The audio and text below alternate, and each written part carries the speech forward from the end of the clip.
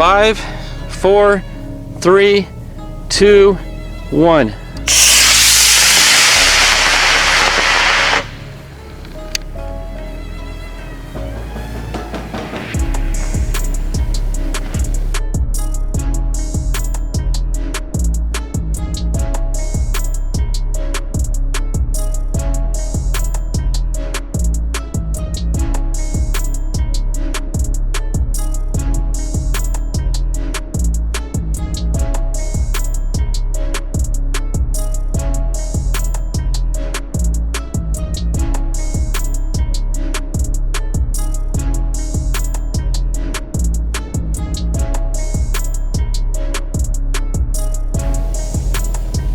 Okay, looks like we had the ace. Good deal.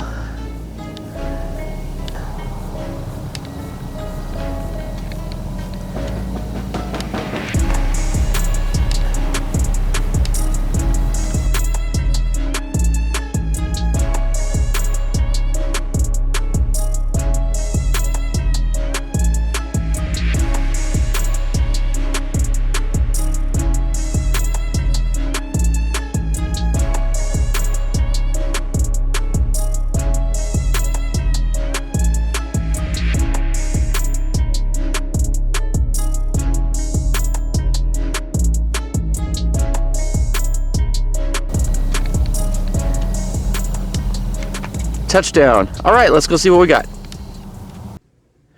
Hey everybody, this is Kevin, and welcome to a long-awaited video in that I want to devote this short video to the RPM and the ACE, more of an in-depth tutorial as to how they work, how they operate, how they work together, and what they can actually accomplish in model rocketry. So this, let me set this aside for a second. This obviously is the RAV2 test bed that I'm using for testing. If you remember, RAV1 was destroyed by a Kato, which was, nobody's fault. It just, the motor let loose. Nothing we can do about that. Oh, I had a Kato.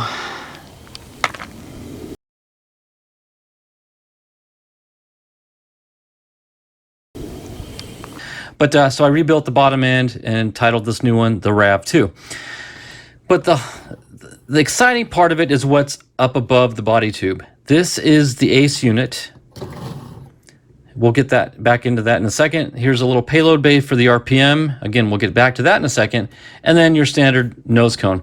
Now, this ACE and RPM unit will work on any BT-60 rocket design. Anything that is BT-60 that is propelled upward and can reach an apogee will be able to have an ACE deployment. Now, this particular rocket is designed around a 24mm motor mount, but I've also flown the ACE on, if you remember, I did it on my VK7. It's a twin cluster 18mm motor setup. So again, you can use this on any rocket just as long as it's a BT-60.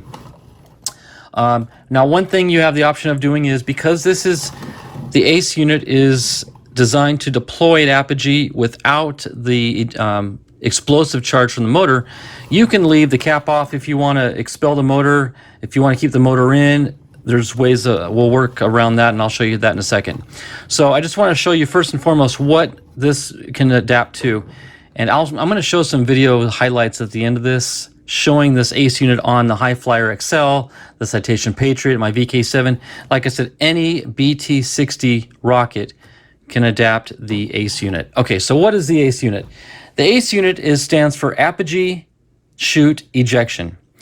So what that means is when the rocket reaches apogee, it automatically, electronically, will trigger this hatch to open up and release the parachute that's within. Now, I'll get back to what's inside there in a second, but I want to show you how does it do that? How does it know to do that? And then we'll talk more about how it actually does it.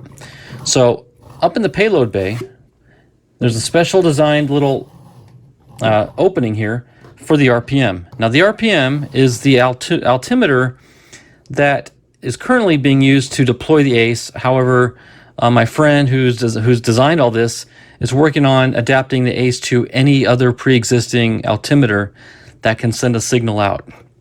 But for right now, the RPM is the only one that does that. So here's the RPM. Let me show you this up close here. So the RPM is an accelerometer-based altimeter. There are no barometric sensors on board. It's accelerometer-based only. And with that accelerometer setup, it records all the flight data from ignition to ascent to apogee to descent and some other variables within all those timelines. All the data is read out on this little screen here. Let me zoom in and hopefully it'll focus. So right now it says next flight 6 ready. There's 5 flights on here that are in memory, so it's telling me it's ready for flight number 6. Now, as you move this around, your accelerometers are registering and it's saying, hey, you're moving, but I can't do anything until you hit this release button. So if I hit the release button here, that takes me into the flight data. Okay. If you see up here in the top right, it says 5. I'm trying to do this and not lose focus. There we go. Okay, I timed out, so I got to hit the button again. Takes us back into our data. Okay, gives the flight time. Now, by tilting it, you cycle through the data that's on the screen, and again, that's the accelerometers doing the work. You can see the different variables: max speed, the actual speed there, acceleration time, maximum acceleration. But we reached an apogee of 119. I believe that was my VK7 flight. Burnout altitude took 3.6 seconds to reach apogee. Burn time was 1.92 seconds. So again, you can see by cycling through it, you just get all the data. And then if you want to cycle from the different flights, again, that's flight number 5, you tilt left and it takes you to flight 4. Tilt left, takes you back to flight 3. Tilt forward, it takes you forward again to flight 4, 5. Awesome little unit, how the accelerometers pretty much do everything for you. So this can be used as a standalone altimeter in any rocket that it'll fit in. Probably a little tight for a BT-55, may fit, but easy on a BT-60 and bigger. But to utilize the ACE unit, we're going to demonstrate that, how that works, is you plug the RPM in. And let me zoom back out again so we can see everything. Okay, so now it's plugged in. We tuck that into its little slot. Let me open up the ACE. You can, and it's hard to explain, but when you pull it off, you can feel the magnets pulling. Now I've got in here a 24-inch nylon chute. Now I'm just going to remove the chute because it's going to be cumbersome and in the way as I show you the demonstration. But if you've seen my flight videos of this, you know how it works. You've seen it deployed apogee. So this is the hatch. The hatch is tethered. The initial flights, I did not have the elastic cord, and it was a little too short, and we were getting some tail strikes from the hatch, but that's been eliminated now by using this longer elastic cord. But let me show you, I want to show you this notch system. So you've probably heard me talk in the past about after each flight, I verify that these notch marks are no longer in alignment, and that tells me that the motor's spun. Well, what we have is here, inside this little unit is a little electric motor. And when the altimeter reaches apogee and senses, and can tell by acceleration, we have reached apogee of flight, it will send power to the motor, which will spin, causing this rotor to spin. That's got the alignment marks. Now, again, I've always said after each flight, I can tell it worked because these notches are out of alignment. Currently, they're in alignment, so the magnets are holding. There are a set of magnets inside of the rotor, north-south, north-south, polarity, alternatively, mounted inside. And also on the hatch, we've got a set of north and south magnets on the hatch. Now, when these notch marks are in alignment, the polarities are in alignment such as they pull and attract. So, in fact, you can hear it pulling. That's not just gravity. That's the magnets holding it in. Now, after each flight, this is out of alignment. You've got to realign them. So how do you do that? Well, there's again back to the button on the unit. If I hit the button, that triggers a slight motion in the rotor. So I'm going to turn this back until the notches are in alignment. There we go. Okay, let me set this back on, and I'm going to show you how we can do a test run and make sure that the motor does spin fully when it reaches apogee. Let me take the unit out so I can show you what I'm doing. Okay, I'm going to zoom back in again so we can see. Okay. So there's a test button on here, and when I hear it release, in fact, let's just go ahead and release it now so you can see it in operation. I'm going to hold this down, and I'm going to do a 5-second countdown. 4, 3, 2, 1, motor. That's what happens at apogee. 2 to 3 seconds, the motor spools. When the polarities oppose each other on the magnets, that will actually push the hatch up into airflow.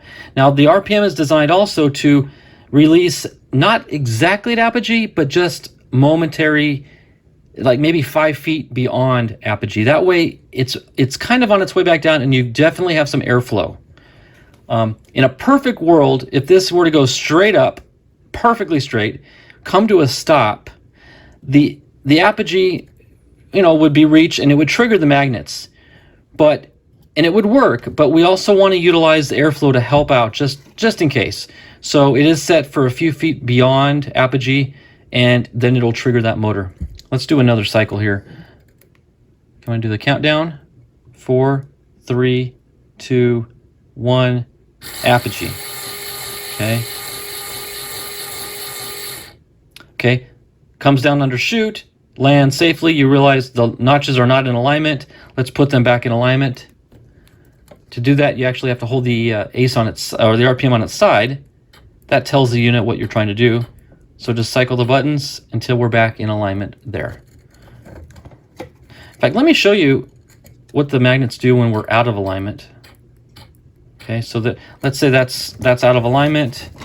I'm going to show you the opposing force of the magnets. Look at that. I push down, let go. They will not seat. The magnets are just pushing it open. Okay, so let me get them back into alignment. There we go, and voila.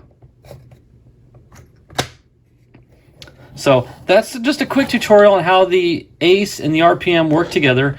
Again, possibly in future designs, we'll have the ACE adaptable to any signaling sensor altimeter unit. I'm now going to show you some highlight videos from my previous launch videos, highlighting the ACE in action, not only on the RAV, but also on the other BT-60 rockets that I have, along with some onboard camera footage showing it deploying at apogee, which is a really cool effect, showing it in operation. So I hope this little tutorial was beneficial, hopefully a little entertaining as well. And yeah, let's get on to the flight footage now. 3, 2, 1.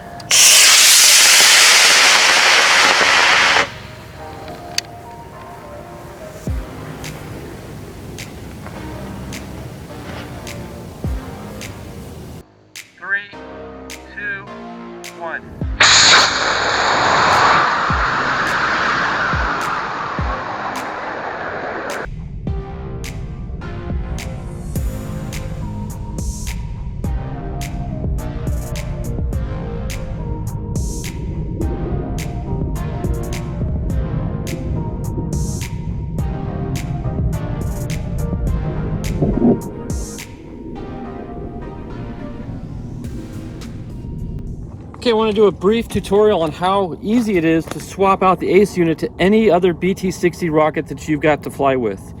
So we just finished flying the RAV-2 with the D motor on it, and now we're going to fly the Hi-Flier XL with an E. Now I want to show you how we disconnect everything and then reconnect. So you simply twist the ACE off of the lower body tube, okay? Then we just want to disconnect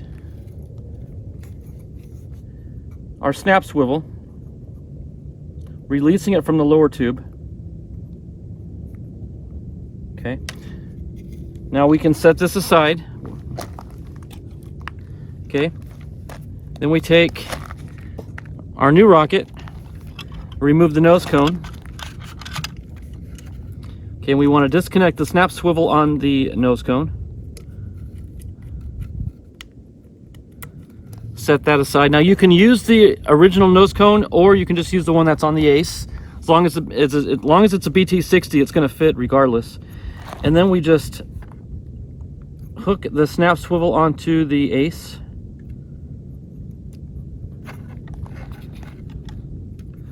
Set it inside. Twist it in. And now you've got the Ace ready to go on another BT60 rocket. Now you can see it adds a good, 8 to 10 inches in total, but that's nothing for these Ds and E motors to carry. And of course, all that weight's up front, so you're going to gain stability, not lose stability. So if you've got a BT60 rocket that's rather unstable and it needs nose weight, the Ace might be just the ticket to get that weight up front to where you want it. So there we go. Now we're going to fly the Hi-Flier XL. 5, 4, 3, 2, 1.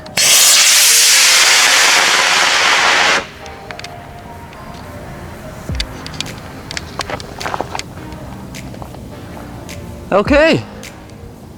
Now if I can just find it, there it is. It worked perfectly. The Ace did its job. Now we did have an ejection charge, which makes me wonder if the motor is still in the motor tube. If it is, that's okay.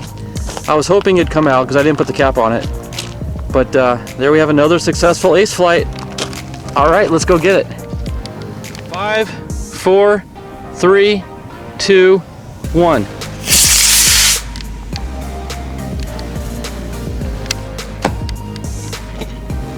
Voila!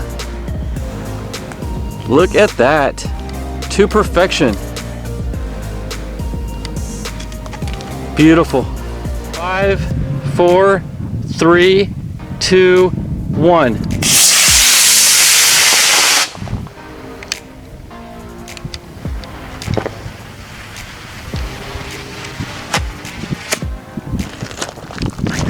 It worked just in time, but it worked. That was awesome. I hope you guys enjoyed that as much as I did. That was fun. That was really, really cool to see. Everything worked to perfection. Ace did its job, the two motors did their job, the two 18 inches came out. We still got smoke coming out, see that? They're still smoking hot. That was a fun flight. So guys, thanks for joining me today. The Ace is really proving itself, and we're getting some great results out of the RPM as well. We're getting comparable numbers to the Jolly Logic 2, so all in all, a great day of flying.